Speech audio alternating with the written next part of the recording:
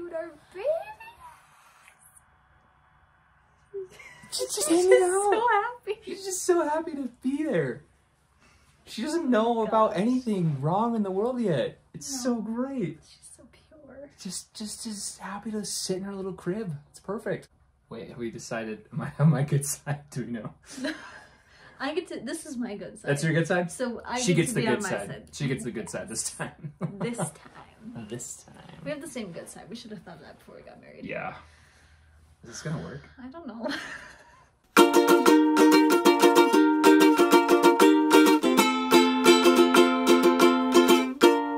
Hello, welcome to Film Fireside. Hi. I'm still married, so I got that going for me. Not pregnant anymore. Not pregnant anymore. Because the baby is out now. She is out. Therefore, pregnancy has ceased.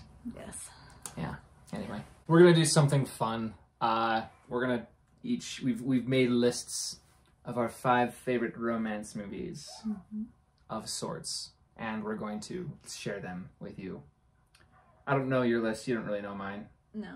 I think we can guess a few. Yeah. Maybe we shouldn't do that. Maybe we should see if we can guess each other's, or just guess like maybe. I don't know if I could guess any of yours. If I can guess 2 films, maybe we each get 2 films that we can guess is on your list. Okay. Yeah, we'll do. We'll throw that element in there as well. That's fun. We're making this up. Yeah, we are just making this up. There's no script on this one. One thing I'll clarify too. It was kind of funny. We kind of had the same rules for it. I didn't know this till just recently. I was like, okay, I'm not picking films that are like romantic comedies or like a romance genre film necessarily. But if the romance that takes place within the film is of particular worth and value to me that I really connect with, then yeah, that's why it makes sense. Yeah, mine is more like, if my favorite part of the movie is their relationship, then that's what I count. Yeah. Most of my favorite movies are romantic comedies. Oh, she's getting a little upset. All right, I'm gonna go get her bouncer. Bring her in here. Get the baby. See if we can get her face when she sees Bryson.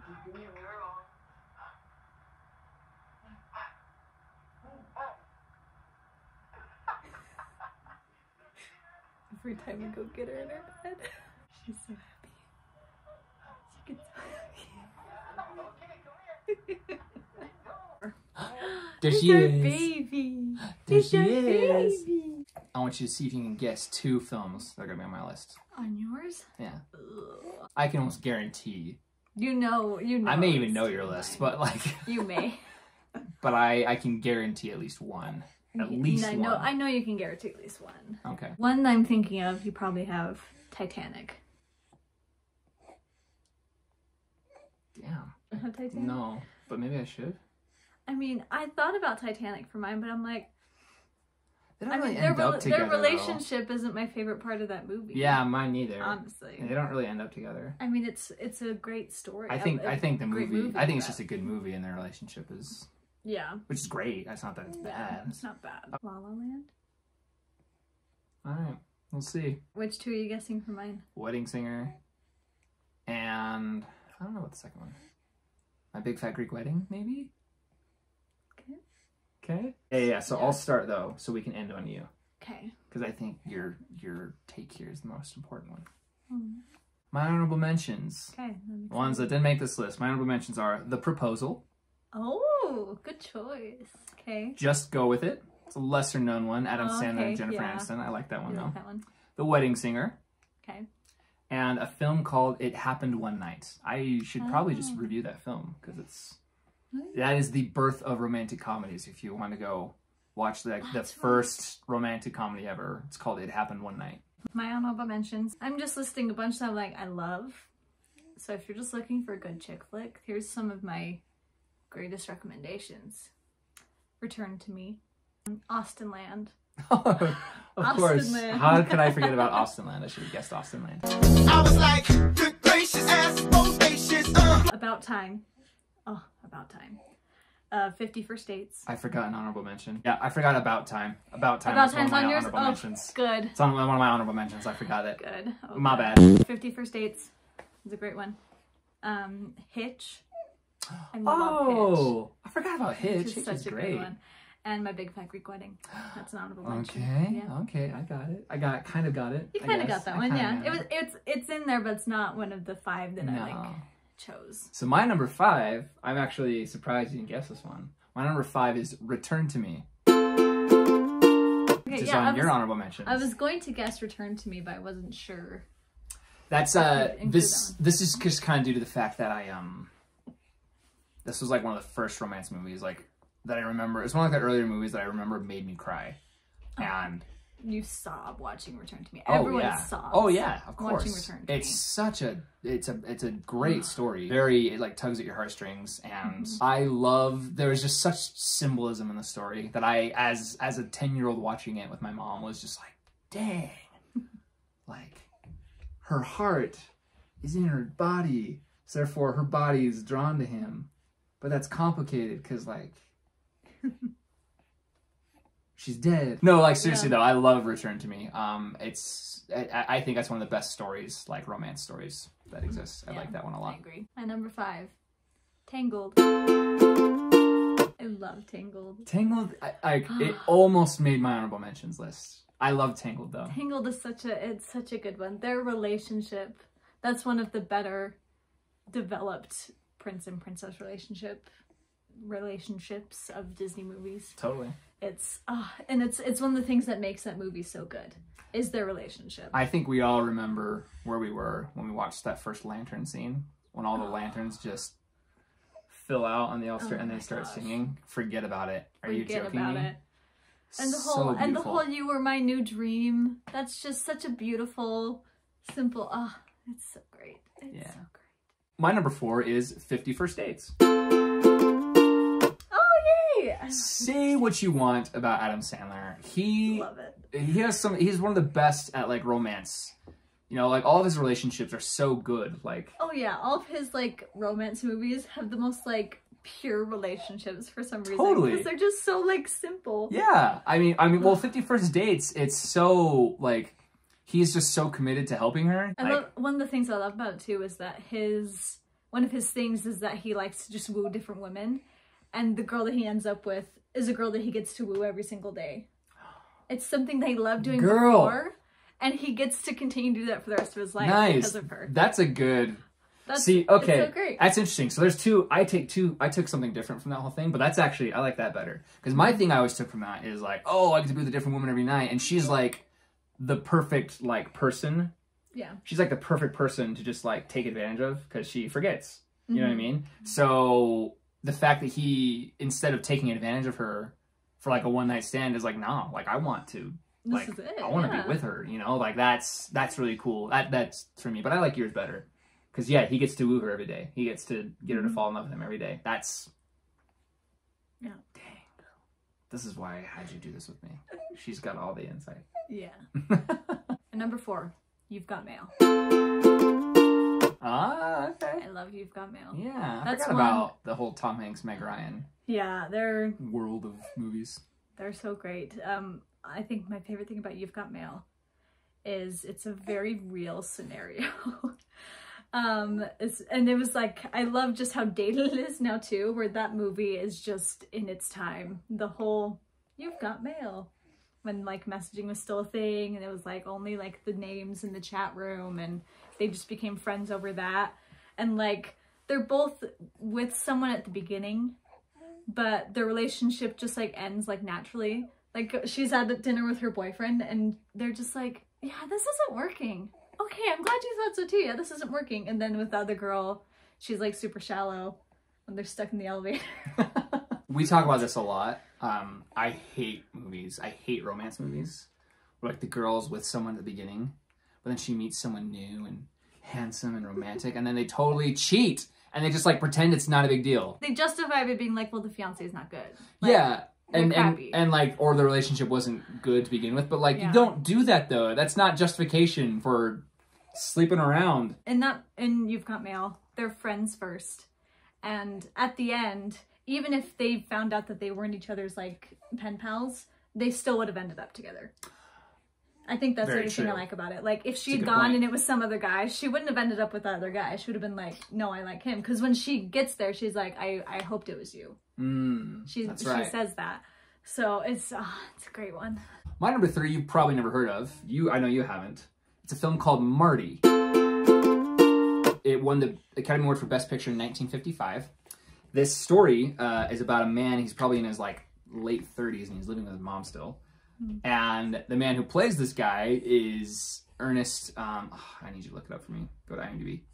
Okay. To the IMDb. The film stars Ernest Borgnine. I think I'm saying his name wrong. His last name wrong anyway. Borgnine. Something like that. However, you may know him as... Evil! Ernest Borgnine is living with his mom. He just down on his luck, hasn't really been finding a girl. He can't really get a girl to go with him. And there's another woman too who's in the same situation. She just can't get a man to ask her out. She's very plain. And they just end up together kind of on a whim. They both had a rough night and they end up talking with each other through the night.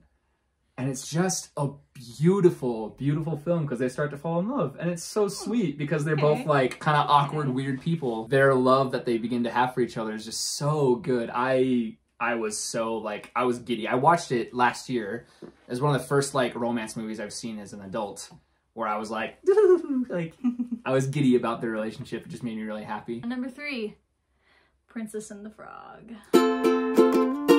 This is the most developed prince and princess relationship of any Disney movie. Absolutely. I love Princess and the Frog. This specifically though, because of their relationship. At the beginning, they see each other and they're both like, eh. That's true. And then they like... Yeah, that's right, because he's like playing the music and he tries to like flirt with her and she's like, no. And he's like, okay. He's like, all right, whatever. Yeah, and just moves on. But like... They needed to be frogs in order to... they needed to both be humbled a little. And the whole point of the movie was not to find romance for her, but like... Yeah, that's actually something I like about this, is neither of them like... That's not the plot point of the film.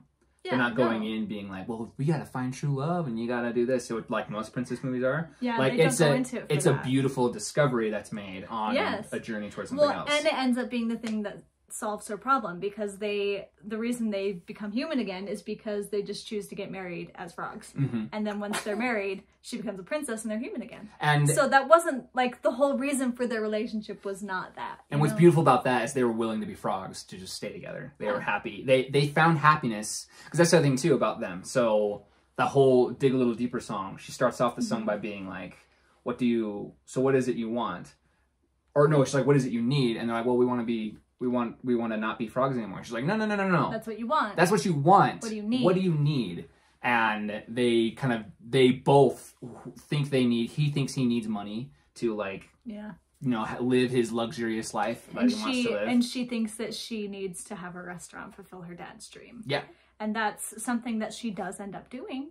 And that's a worthwhile goal. Yes, but she does not need it to be happy. And what's beautiful is that they ended up finding that happiness in love with each other. And yeah. I love that. I watched that movie like every day for like a year straight in high school. I love it. Okay, spoiler alert. My number 2 is Princess and the Frog. Seriously? Yeah. Oh my gosh, we're the same. Yo, Princess and the Frog. It's so good. When I watched that in theaters, that like changed me. I was so like enveloped in that romance. You know what I mean? I had never been that invested in a romance before that. You know what I mean? Like I just, that is probably my favorite like romance that I've ever seen in a film. The other thing about Princess and the Frog too, I'll say, that I caught last time, because we watched this film recently, huh, Penny? The movie starts off talking about wishing on stars. And I didn't realize that the star they're wishing on is Evangeline. The entire movie. Oh, yeah. They've been wishing on Evangeline the entire movie. And then they both end up wishing on a star because they both have a conversation with Evangeline. Not in like a wish type of way, but it's like a prayer type of way. It's like, Evangeline, like, what do I do here, Evangeline? You know? That's the... I don't know, that's just beautiful. And the fact that Ray, of course, ends up becoming a star after everything, that Ray and Evangeline are together, it's such a beautiful movie, and I feel like it's so underrated. It's so underrated. Well, so many people don't like it because of the voodoo in it. And I'm like, that's not a good reason to not like that that's movie. Stupid. Come on. That's a well, stupid it's like, reason. I understand it's like voodoo's real. Like, that's why people are like, well, I don't deal with that kind of ish because it's real. And he's a scary villain for sure. He's one of the scariest villains because it's like, Jesus, dude, you sold your soul to the devil. Yeah, he's scary, but we went and took a picture with him in Disneyland. He's cool. Not that scary. Well, his fingers are scary in Disneyland. Were they? Have you noticed that? So the costume production. I got close to him, sweetheart. You didn't point out his fingers? They have fake fingers for him. His entire like costume was like so cool looking, and then you see his hand, and they gave him like this much longer, and they're just like the skin color. Wow. It's like, why? Was that really like the defining part of his character? Like, we understand in the cartoon he has long hands, but was that really important? Did we have to? I should have guessed Princess and the Frog for you, because we both talk about all the time. We both talk about how I love that one. How much we love this movie. So I don't know why neither of us guessed Princess and the Frog, actually, for each other. Yeah. Yeah. All right. That was my number 2, Princess and the Frog. Okay. My number two, While You Were Sleeping. That's, again, just another, like, realistic one. Where it's like, it's okay, like the circumstances out there, right? Whatever, but yeah, I know what you mean. I was gonna marry him. I know what you mean. Like, their relationship development is very realistic in the sense that they're just friends first. She doesn't go out to like fall in love with him, but they just end up falling in love, and it's just such a it's just such a simple love too. It's because it's not like oh my gosh, I'm in love with him. And she's just like, oh, I would have been happier with him. Dang it. And he's the same way. He's like, oh, I would have been happier with her. Dang it. And then they end up being able to be together. It's just so cute. And that's just one that just at the very end, when that music plays, as they're like going away on the train, my little heart is just like, My number 1. You ready for this? I'm ready. It's a little obscure. Again, you probably haven't heard of it. Well, maybe you have. It's a very popular film. It's a little obscure, and we watched this just recently. City Lights. Oh, that's your number 1? It's my number 1 recently. I liked that one. Good. When I first watched it, I was like, the ending of it, I was like, oh, that was sweet. But then, like, I contemplated everything about that entire movie. Like,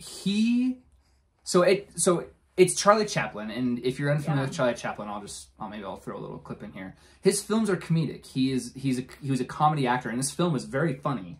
Has some really funny slapstick type of humor in it. And that's what Charlie Chaplin did. But Charlie Chaplin took this opportunity, which, by the way, silent films were on the decline at this point, and Charlie Chaplin was one of the only people in Hollywood who was like fighting to keep silent movies alive.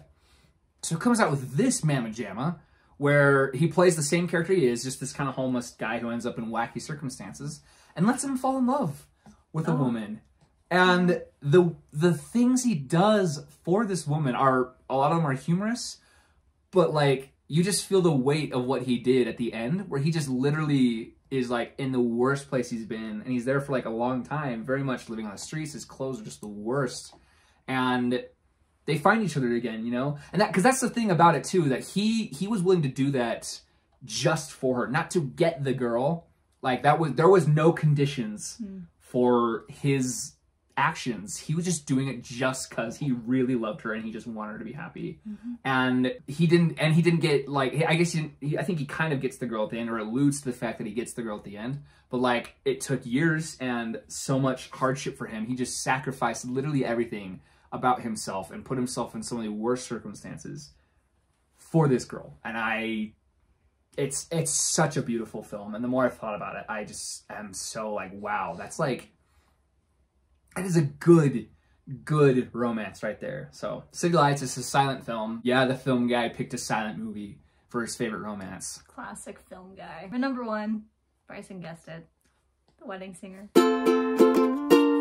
Of course I guessed it. Of course. Because The Wedding Singer is my favorite movie.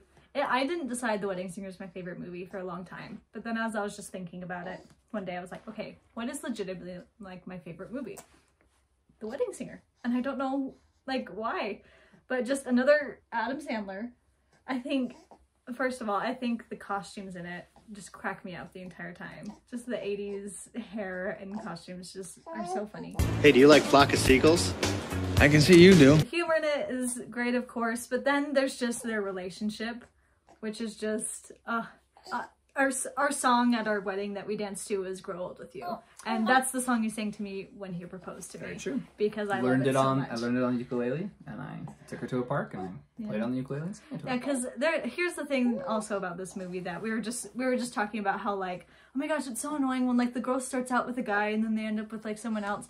That technically happens in The Wedding Singer. Not really though. Because well, she's engaged. That's different. To that guy, but he's cheating on her. He's cheating on her. That's different than like. And just they are faithful. That she is faithful the whole time. She is. They don't actually faithful. like their relationship is building, but they're not. They don't go and do the. Well, deed. and when they do kiss, but it's like he immediately goes to him and is like, "I kissed her." I kissed her. It didn't mean anything. It didn't mean anything. I was like, I'm sorry.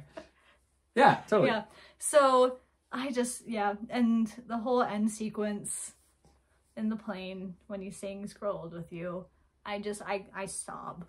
I sob. It's just so tender, and it's just so great because she's just like finally appreciated and seen and like worth something to someone, and I just love that movie.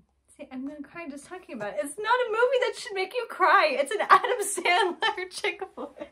No, say what you want. He does so good. He's so good with relationships. Yeah, he makes great relationship movies. That's for sure. Adam Sandler and Drew Barrymore. They are another powerhouse couple. What a duo. All right, that's it. We did it. We did it. That's our list. All right, we don't ever know how to end these. We end up talking for another like 20 minutes after we are done. That's awkward. We shouldn't do that. How should we end it? I guess I should tell people to comment, like, subscribe. Yeah. What are your favorite chick flicks or romantic movies? Comment your list, because I am always looking for more because they are my favorite kinds of movies. So tell me movies I should watch that would make me happy. Please. Do it. Do it. Yay. Do it. Do it. No, sweetheart. I'll handle this. Do it!